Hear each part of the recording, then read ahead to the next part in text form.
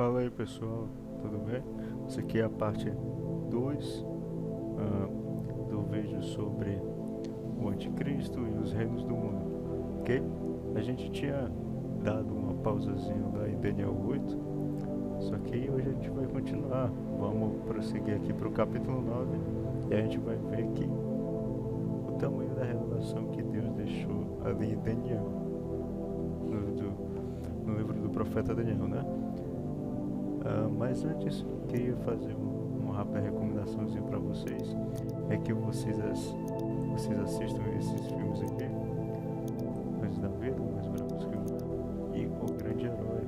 O link desses dois filmes vai estar aí na descrição do vídeo, para que, caso você queira assisti-los, você vai estar podendo fazer o download aí.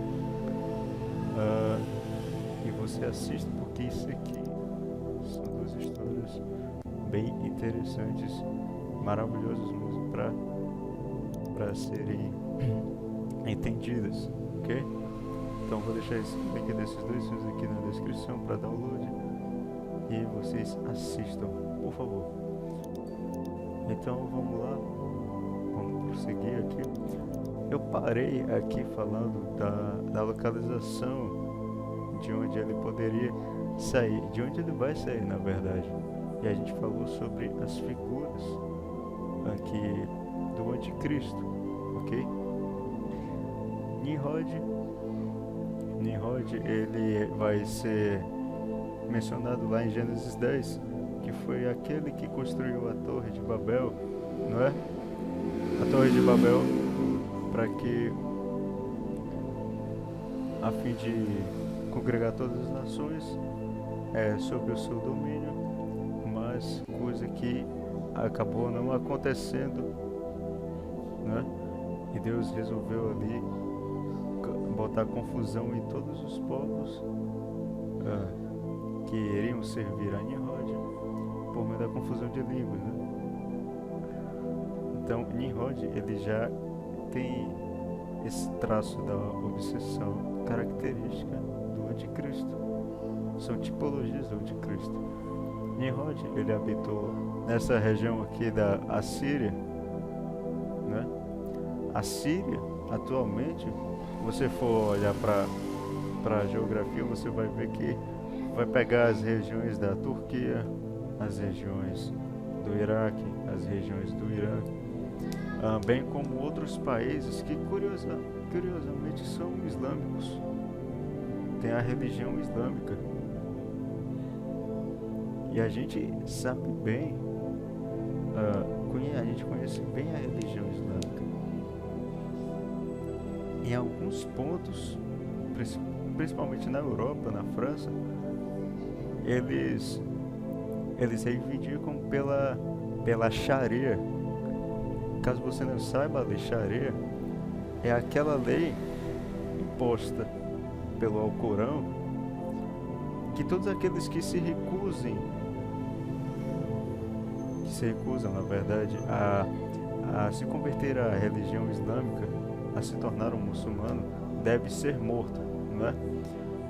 Então, isso daí é uma informação importante a se ter na mente.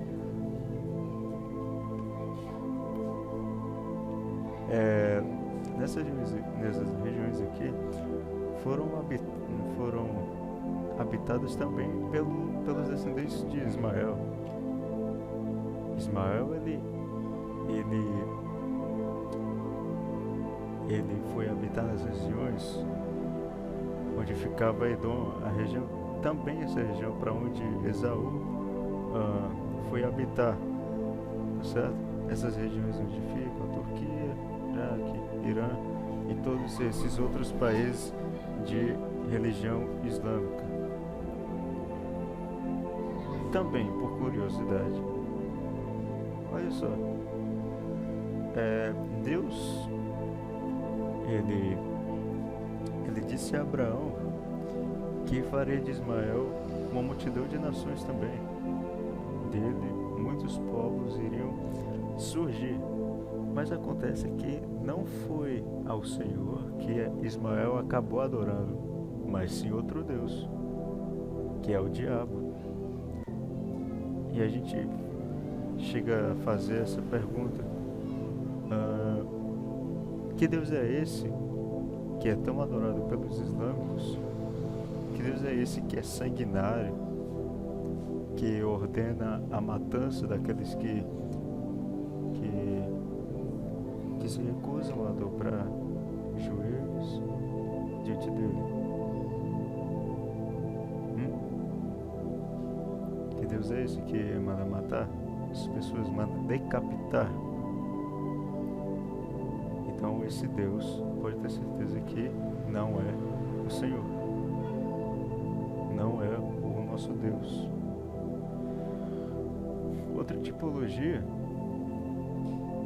utilizada é a de Antíoco Epifânio, como a gente falou.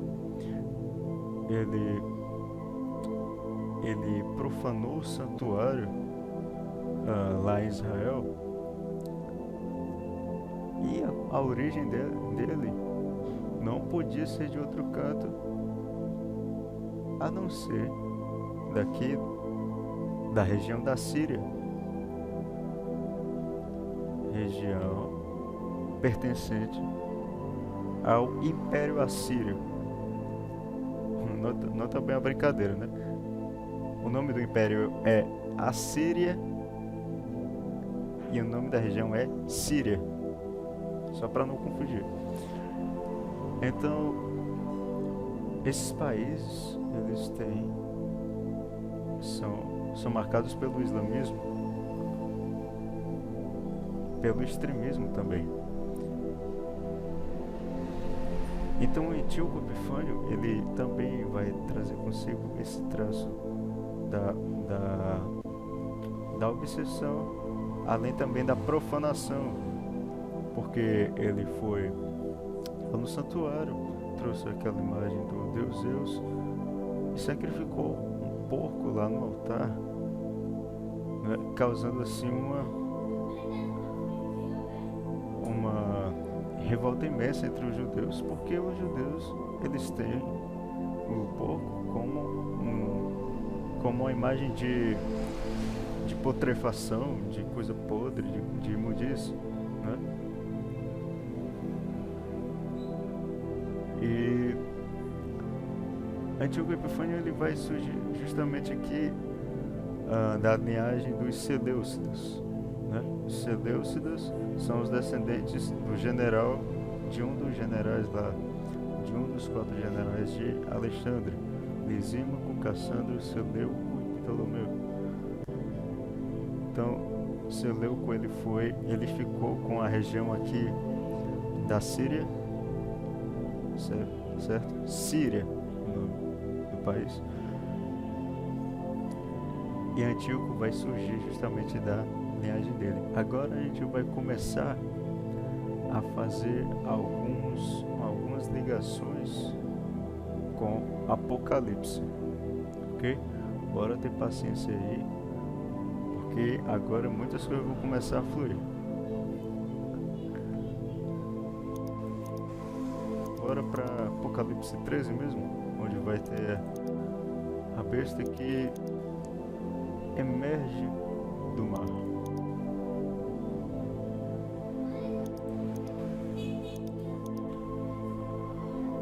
Vai dizer assim no verso 1: vi emergir do mar uma besta que tinha 10 chifres, olha só, os 10 dedos lá da estátua de Daniel 2, sendo representados aqui pelos 10 chifres dessa besta em Apocalipse 13. Olha só: vi emergir do mar uma besta que tinha 10 chifres e 7 cabeças, e sobre os chifres 10 diademas, e sobre as cabeças nomes de blasfêmia. A besta que vi era semelhante a leopardo, com pés de urso e boca de leão. E deu-lhe o dragão o seu poder, o seu trono e grande autoridade.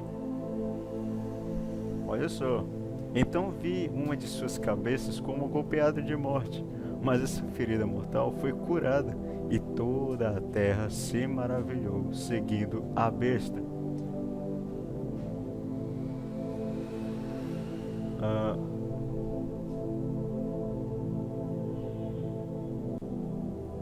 E olha só, a gente vai ver aqui, ó, foi-lhe dada uma boca. Foi-lhe dada uma boca que proferia arrogâncias e blasfêmias e autoridade para agir 42 meses, ou seja, 3 anos e meio. Ok? Tempos e metade de um tempo, que vai estar lá em Daniel 7, tá lembrado? Olha só que coisa, aqui é o anticristo já. Mas essa besta aqui, vamos começar a entender.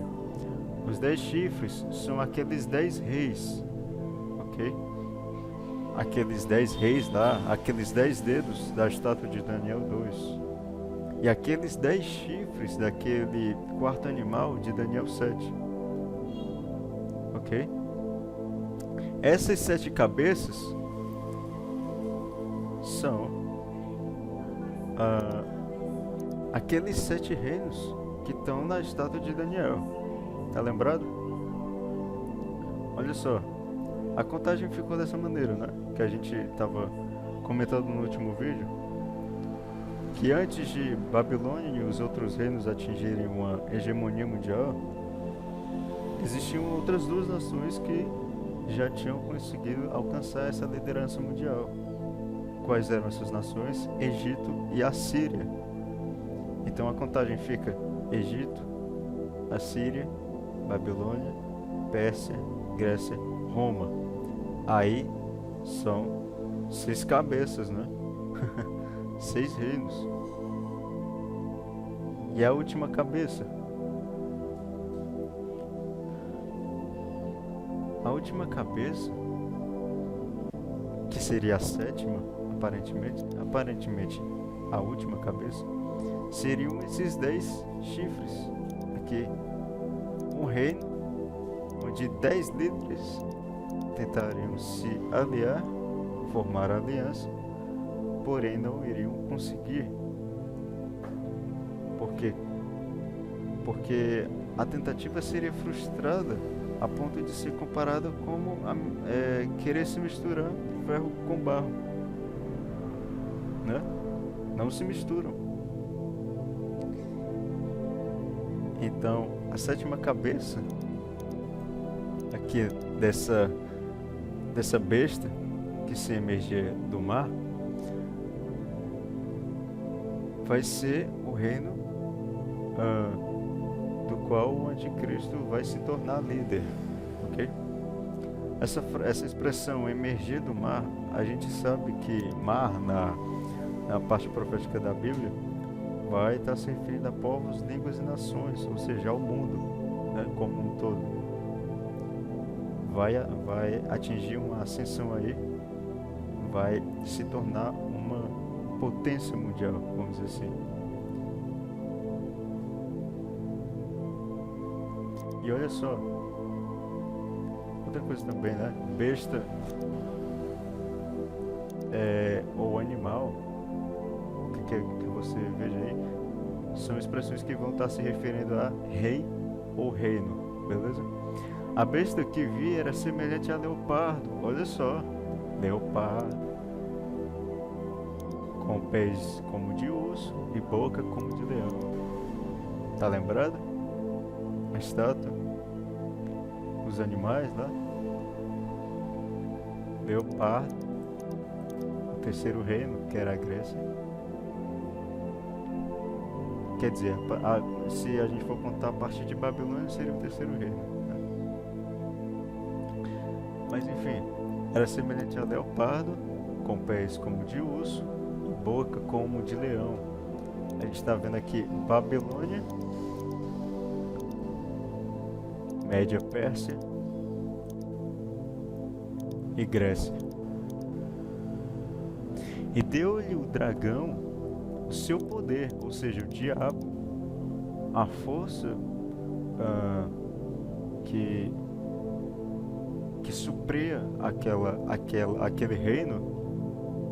Não era uma força humana, mas sobrenatural, a ponto de ser do diabo que fazia todos esses prodígios conferia o poder total àquele reino.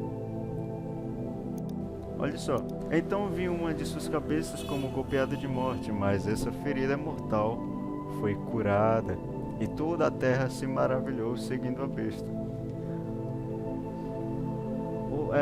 Existem algumas interpretações que a gente precisa descartar, como por exemplo, alguns dizem que haveria uma tentativa de assassinato ao anticristo e ele iria ressurgir, iria renascer de modo que isso iria maravilhar toda a terra e causar espanto, né? Outros dizem que foi foi a prisão de um papa por Napoleão que causou, que fez com que a terra ficasse sem um líder durante um bom tempo aí. E isso já se cumpriu. Não. Esse contexto aqui é totalmente profético. Existe o contexto histórico, né? Sim, mas Deus ele está apontando uma coisa totalmente para o futuro. Está apontando aqui essas coisas para o futuro. A história só serve de contexto. Mas enfim, olha cá. Então vi uma de suas cabeças como golpeada de morte, mas essa ferida mortal foi curada. Ou seja, cabeças lá daquele animal, daquela besta que sobe do mar, são os reinos, ok? Uma de suas cabeças foi golpeada de morte. Aparentemente, esse reino foi extinguido. Mas essa ferida mortal foi curada. Olha só.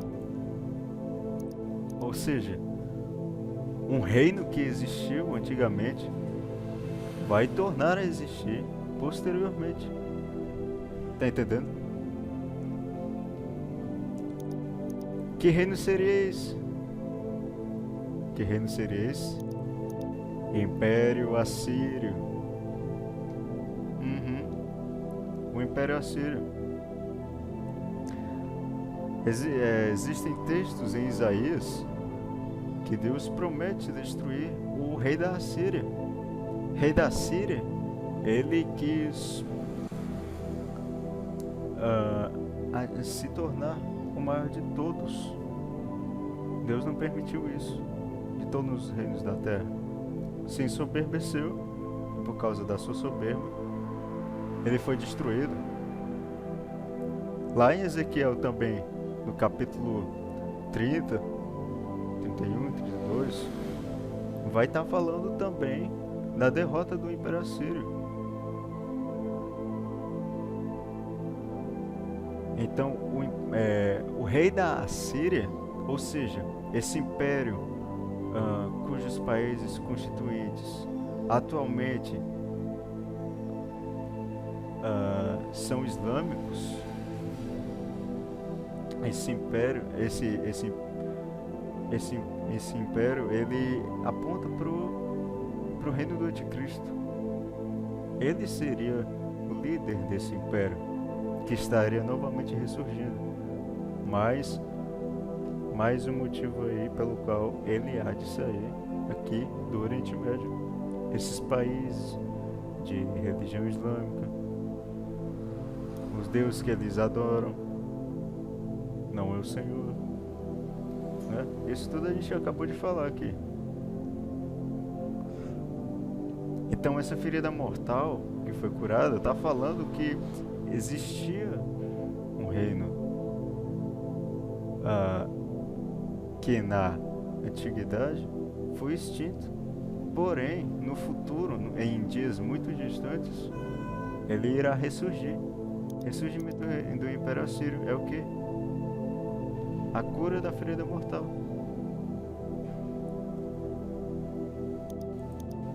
Ok?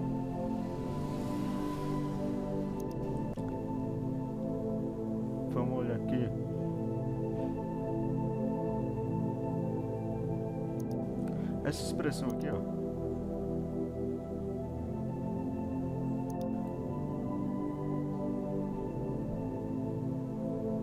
E abriu a boca em blasfêmias contra o Deus para difamar o nome e difamar o tabernáculo a saber os que habitam no céu. Olha só. Essa expressão aqui também vai aparecer lá em Daniel 7. O chifre que proferia arrogâncias, não é? Aquele chifre que proferia arrogâncias e blasfêmias e fazia peleja contra os santos.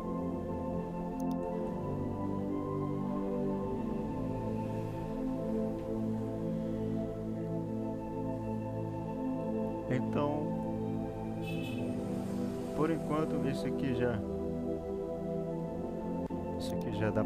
dá pra gente pegar muita informação e dar prosseguimento aqui, ok? Vamos agora aqui para a profecia das 70 semanas.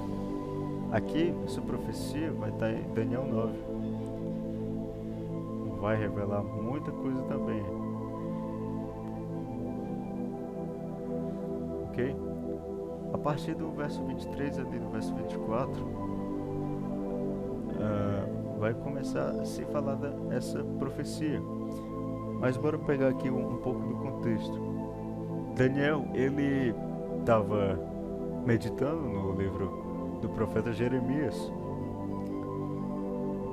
e contando os anos que faltavam para que o povo de Israel fosse liberto do cativeiro babilônico, ou seja, retrocedesse à terra de volta, a terra que lhes pertence, né? E então ele estava orando a Deus, intercedendo pelo pecado da nação, chorando amargamente. E o que acontece? Deus diz assim: vai lá, Gabriel, e mostra a Daniel essa profecia das 70 semanas. Agora, por que 70 semanas? Porque durante 70 anos, não é? Ou 490 anos, 490 anos, Israel não guardou os sábados do Senhor. Então, por isso, o título da profecia é 70 semanas. Mas no caso aqui, são semanas de anos, né? Ou seja, seriam 490 anos. Mas não são anos literais.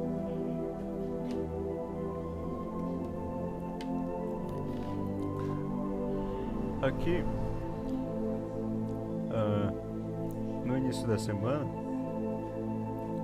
a gente vai ver que vai haver os decretos medo-persas.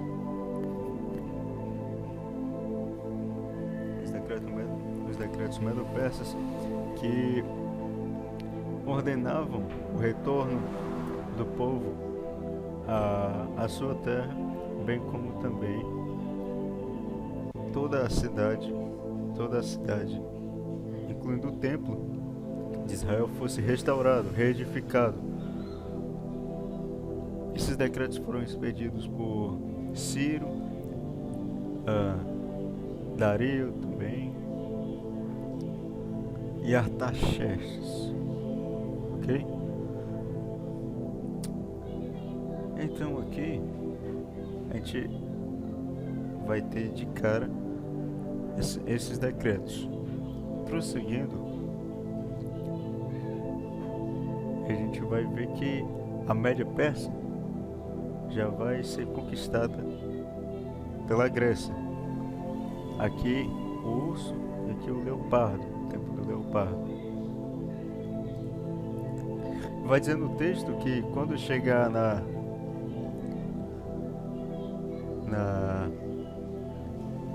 semana de número 62, Cristo vai ser cortado. O Messias é morto. que no tempo de Roma, que já havia conquistado a Grécia, invadido os territórios lá e conquistado. Ou seja, Cristo já tinha vindo bem antes aqui.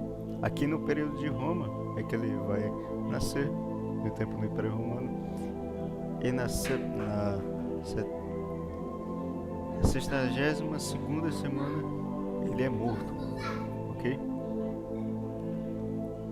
O que acontece?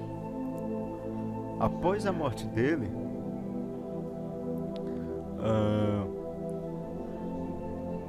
vai vir um espaço de tempo aqui. Lendo assim, de modo superficial, a gente não vai conseguir decifrar corretamente isso, mas lendo com mais profundeza, a gente vai começar a ver e clarear as coisas, ok?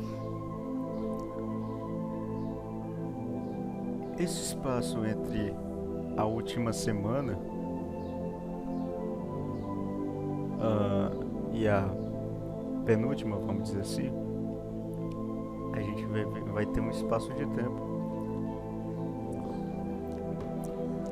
Esse tempo aqui vai ser o tempo da edificação da igreja, o tempo da igreja, ou o tempo dos gentios, como vai ser mencionado lá em Lucas. E nesse tempo também, Jesus vai estar nos céus, executando o sumo sacerdócio dele, né? Aquilo que a gente viu no primeiro vídeo, no segundo vídeo, sobre os milênios, os dias lá da criação, a semana milenar, né?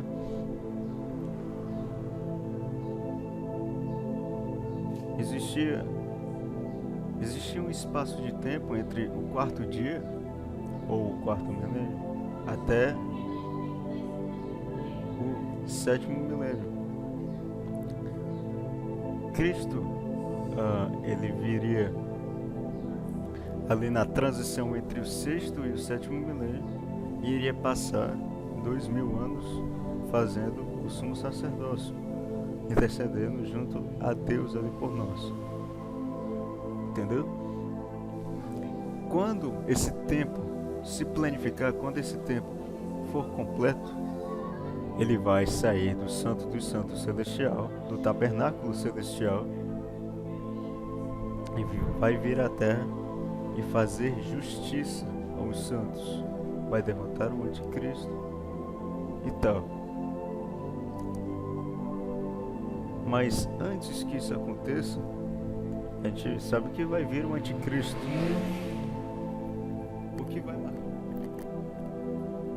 O que vai marcar a vinda do anticristo e o surgimento dele vai ser esse acordo aqui que ele vai fazer por 7 anos, vai dizer lá no texto. O príncipe que há de vir, ele vai fazer esse acordo de paz por 7 anos com todos. Então,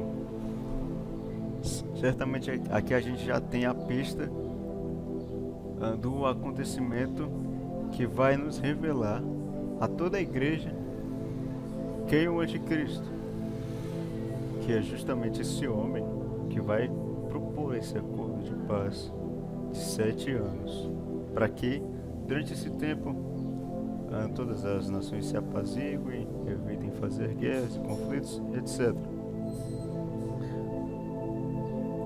Como outro sinal simbólico também disso, desse acordo de paz, vai ser a construção do terceiro templo em Israel, né?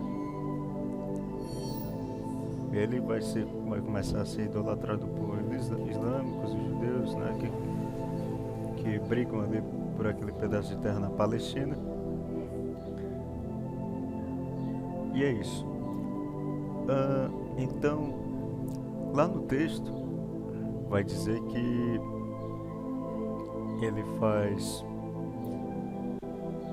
quando chegar na metade da semana, da última semana, né, que são de 7 anos. Esse acordo de paz é de 7 anos.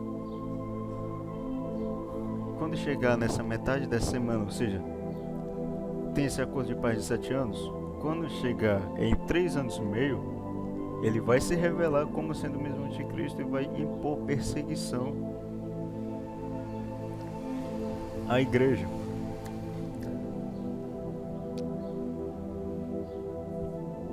Vai impor perseguição à igreja e vai ser dada a autoridade ao anticristo, sim, lá pelo dragão, pelo diabo, para que possa agir durante 1260 dias ou 3 anos e meio, ok? Ou 42 meses.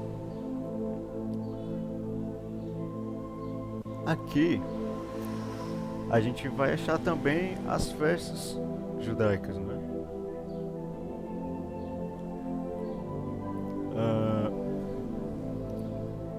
Aqui na morte do Messias a gente tem a Páscoa, cumprimento da Páscoa, e aqui no início da semana, dessa última semana aqui de 7 anos, né? A gente vai ter a festa das trombetas, que é isso que a igreja vai fazer, tocar trombeta. É exatamente. Em Apocalipse, quando você vê aqueles 7 anjos tocando aquelas 7 trombetas, não são bem os anjos dos céus. Certo que haverá sinais nos céus, mas aqueles anjos são a igreja. Número 7, simbolizando ali o sentido de plenitude, ou seja, toda a igreja. E as trombetas simbolizam o anúncio da palavra, o anúncio do retorno de Cristo. E era para isso justamente que a festa das trombetas apontava, fazia o povo se preparar ali para o dia da expiação, ok? O dia da expiação é onde vai acontecer o retorno dele, dia 10, no mês 7. Então a igreja, aqui no início da semana, quem for esperto já vai logo tocando trombeta, vai servir de atalaia, ou seja, de um mensageiro avisando que olha, Cristo está retornando e tal. Outra coisa também, anjo, o significado da palavra anjo significa mensageiro. Então nós, os filhos de Deus, bem como os anjos dos céus, somos também anjos com eles. Somos mensageiros da palavra, ok? Então é isso que vai acontecer. E quando tudo isso daqui terminar, a gente vai ter estabelecimento do reino de Cristo, ok? Então, aqui a gente tem as festas judaicas. Depois dá uma olhada lá no canal, dá uma conferida, porque o negócio está ficando bem legal mesmo, ok? Então a gente termina aqui essa parte das 70 semanas, né? Os objetivos dessa visão são esses: selar a visão, ungir o Santo dos Santos, coisa que ainda vai acontecer, o reino de Cristo,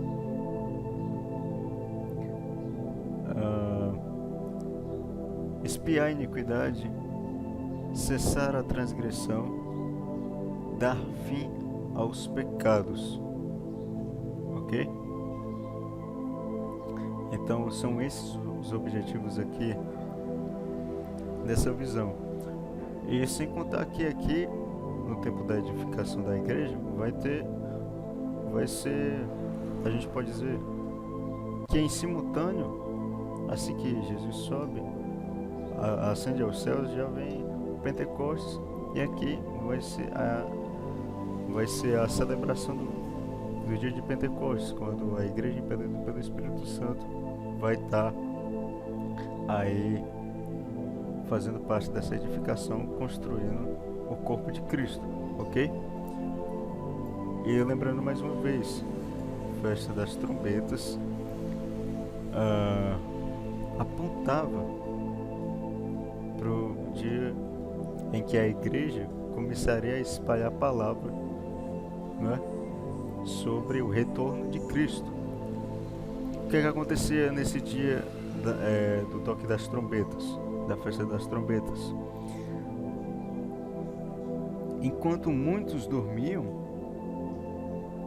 existiam aqueles que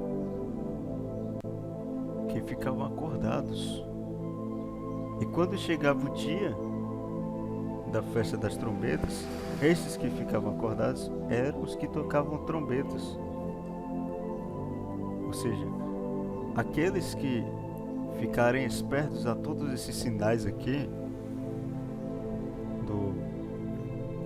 da revelação do anticristo e tudo mais, eles já vão começar a falar de escatologia. Principalmente vai ter um boom aqui de pessoas falando sobre isso, né? Aqui no início dessa última semana aqui, ó. Ok? Esses 1260 dias, como a gente viu, simbolizam um tempo de ação do anticristo. É a mesma coisa que tempos, metade de um tempo, 3 anos e meio ou 42 meses. Outra coisa que eu acho que eu ia deixando de falar, mas eu lembrei agora, foi com relação à visão lá de Daniel 8. Vai aparecer a parte das 2.300 tardes e manhãs, não é? Aquilo ali simboliza o sacrifício contínuo do Antigo Testamento, né? Era um dos sacrifícios do Antigo Testamento, sacrifício contínuo. Contínuo porque era feito em 2 turnos diferentes do dia, manhã e tarde, tarde e manhã, tarde e manhã, tarde e manhã. E como aqueles sacrifícios iriam ser retirados, a gente pega 2.300 e divide por 2. Vai dar 1.150, né? A gente pega 1.150, divide por 360, vai dar mais ou menos aí 3 anos e meio também. Ou seja, seria esse restante aqui de tempo, a partir dessa metade dessa semana aqui, que o anticristo teria esse tempo de ação, que ele ia começar a proibir os cultos, né? A adoração genuína, o nosso culto a Deus, ele ia começar a proibir tudo. E cada sacrifício ia ser retirado, ok? Então esses sacrifícios que iriam ser retirados simbolizam o nosso culto a Deus, adoração nas igrejas, tudo isso iria ter fim aqui, ok? Então, lembrando mais uma vez, 2.300 tardes e manhãs simbolizam cada sacrifício completo, ok?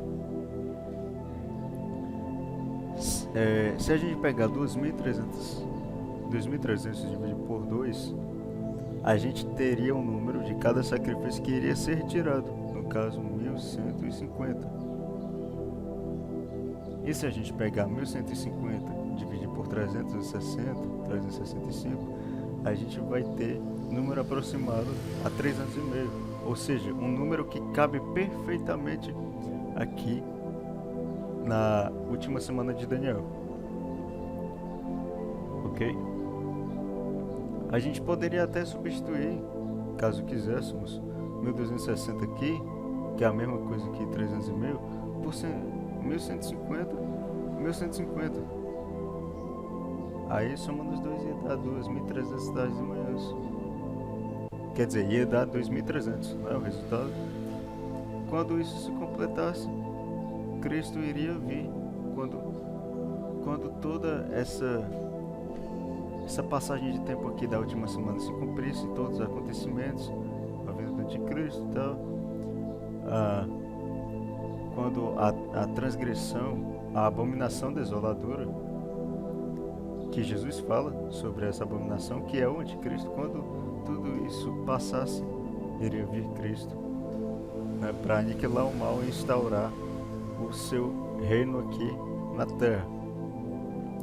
Ok?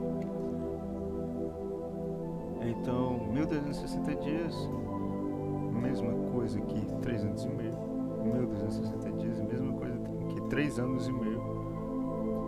Mesma coisa também que tempos, metade do tempo. Mesma coisa que 42 meses. E mesma coisa praticamente também com 1150 dias, como a gente acabou de comentar. Ok? Então, reflitam em cima desses textos, Daniel 9. Ok? Reflitam bastante em cima desses textos. A partir daqui, da morte do Messias, existe esse intervalo de tempo aqui. Esse intervalo de tempo estaria apontando para o nosso tempo, certo? Se a gente for dar um zoom, se a gente for se aprofundar, a gente vai achar muita coisa aqui. Então bora seguir aqui pro terceiro e último mapa, que seria a destruição do anticristo, ok? Eu só me esqueci de botar aqui, de citar Ezequiel 38 e 39, né? Não sei se vocês conhecem, mas é um famoso texto também que vai falar sobre a batalha de Gog e Magog, ok? Inclusive são títulos imputados ao anticristo, são títulos atribuídos ao anticristo. Então, só para fazer uma rápida explicaçãozinha de Gog e Magog,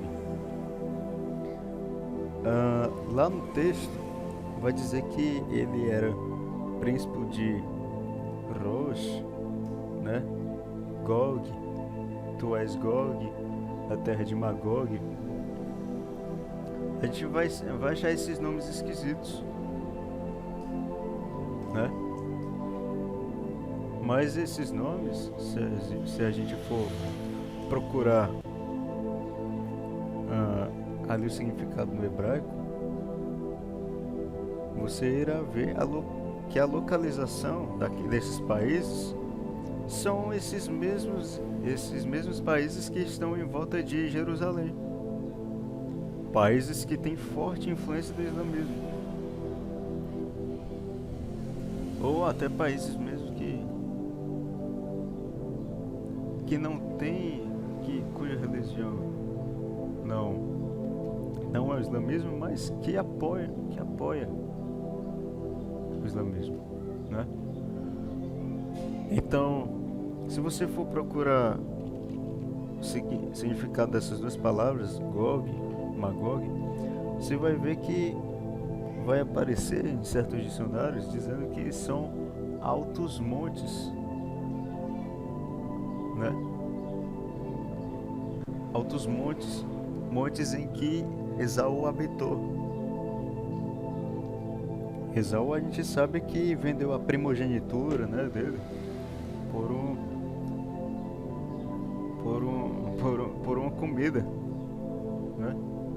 Então aquele fato ali já, não só esse fato, como também aquela profecia lá de Gênesis 25, em que Rebeca vai parir, né? Vai dar à luz a Jacó e Esaú, aqueles dois irmãos, né? E havia uma batalha, engraçado isso, né? Havia uma batalha daqueles dois dentro do ventre de Rebeca. Só que o que acontece? Deus já alertava para ela que maior, ele serviria ao menor. E um deles seria um povo que iria subjugar o outro. No caso aí, profecia tremendamente para o futuro. Depois você dá uma olhada aí em Gênesis 25, no nascimento de Jacó e Esaú. Você vai ver que coisa. Isso está apontando para o futuro. Por quê? Porque futuramente a igreja vai estar governando sobre os seus inimigos, né? Os inimigos vão estar servindo a igreja no reino de Cristo aqui na terra de 1000 anos, tá? Mas em Ezequiel 38 e 39 simplesmente vai falar que o anticristo ele vai reunir todas as nações do reino dele para peleja contra o povo de Israel. E nisso haveria uma intervenção divina. No caso seria já a vinda de Cristo e a instauração do reino dele, e seria a destruição do anticristo. Ok? Então bora dar a lida aqui em Isaías capítulo 11, verso 4.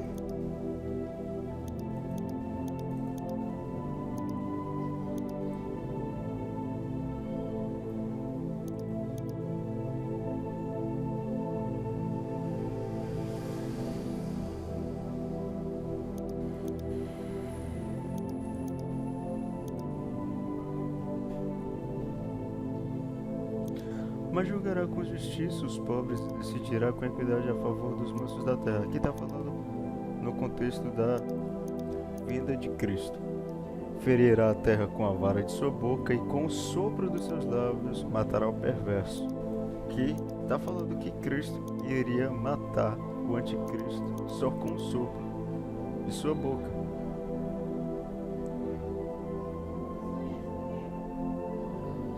E vai estar ligado com 2 Tessalonicenses capítulo 2, verso 8, onde vai dizer: então será de fato, quando Paulo está falando lá do anticristo, vai ser dito: então será de fato revelado o iníquo, a quem o Senhor Jesus matará com o sopro de sua boca, e o destruirá pela manifestação de sua vinda, fazendo ligação com Isaías 11, verso 4.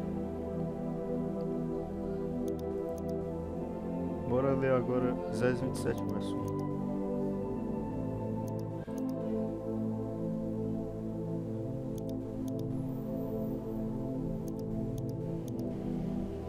Olha só, vai dizer: naquele dia o Senhor castigará com sua dura espada grande e forte o dragão, serpente veloz e o dragão, serpente sinuosa, e matará o monstro que está no mar.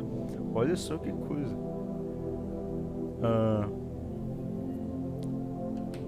Em algumas versões você vai ver que Deus vai matar o Leviatã, né? A serpente veloz e tal. Quem é que é comparado a serpente e a dragão? Você sabe que é o diabo. Mas aqui no contexto, a personificação do diabo é quem? É o anticristo. Então está falando que ele iria destruir o anticristo, ou a serpente veloz e o dragão, né, que está no mar, ou seja, que está entre as nações. Ok? Isaías 11, verso 4, fazendo link com Isaías 27 e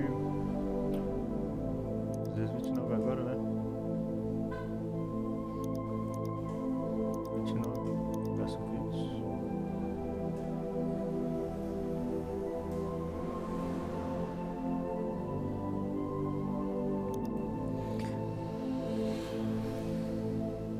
Aí aqui em Isaías 29 vai falar sobre o contexto também da vinda do Senhor, né? Porque em Isaías, o livro de Isaías é recheado de profecias, né? Onde formam vários blocos proféticos que se dividem entre falando do anticristo e a vinda de Jesus.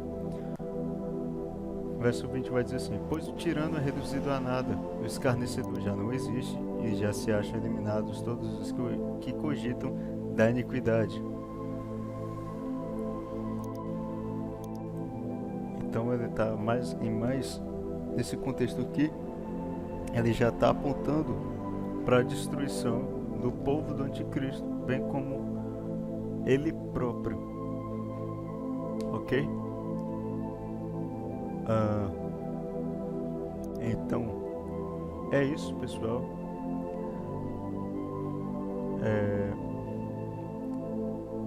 São profecias que aparentemente sim, são bem complicadas de se entender, mas que se você for refletindo, você for lendo passo a passo e for cruzando as passagens e for somando elas, você vai ter uma interpretação tremenda, ok? Só para deixar curiosidade para vocês, Caim, Esaú, Ismael, todos eles fazem parte de uma linhagem maligna, que é a linhagem do diabo, é a linhagem da serpente.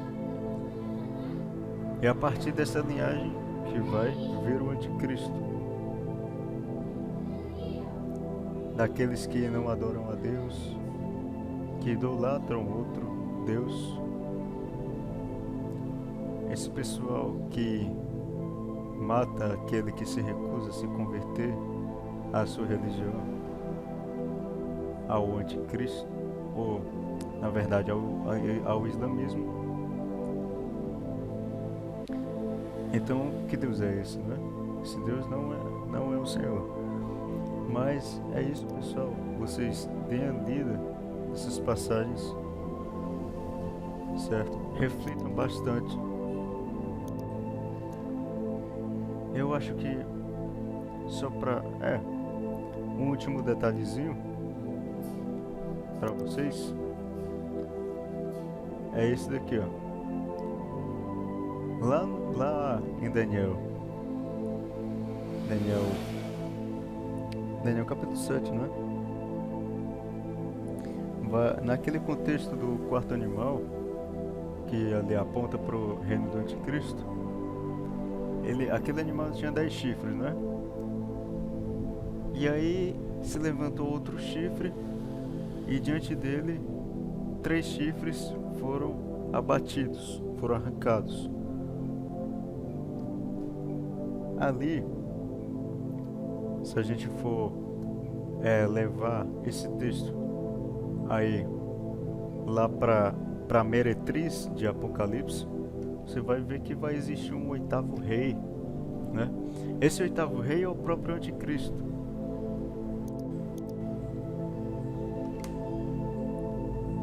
É o 8º rei, porque aquele reino de 10 reis iria tentar se aliar, mas como não iria dar certo, né? Assim como o ferro não se mistura com barro, da mesma forma seria as tentativas frustradas de aliança entre aqueles 10 reis, aqueles 10 dedos da estátua de Daniel 2, ou aqueles 10 chifres. E nesse contexto, né, vai surgir o anticristo. Para simplificar essa explicação, bora fazer a contagem de novo. Aquelas 2 nações que já tinham atingido a liderança mundial bem antes de Babilônia e os outros, Egito e Assíria. Então ficaria assim a contagem: Egito, Assíria, Babilônia, Pérsia, Grécia, Roma e o 7º reino. O 7º reino são esses 10 reis, não contando com o anticristo, ok? São esses 10 reis, não contando com o anticristo. Esse é o 7º reino, que é constituído por esses 10 reis. O oitavo reino, quando é que ele surge? Quando aparece aquele chifre pequeno que falava arrogâncias lá em Daniel 7, e diante dele 3 chifres são arrancados, né, e entregam o poder, seus poderes, àquele chifre pequeno que falava coisas arrogantes, ok? Aquele é o oitavo reino. É quando o anticristo já tiver surgido e já tiver formado aliança com aqueles outros reis, ok? Então, sétimo reino, né? Ele seria constituído por 10 reis, que são aqueles 10 chifres do animal de Daniel 7, que são os 10 dedos da estátua de Daniel 2. Esse é o sétimo reino, não contando, que não conta ainda com o anticristo.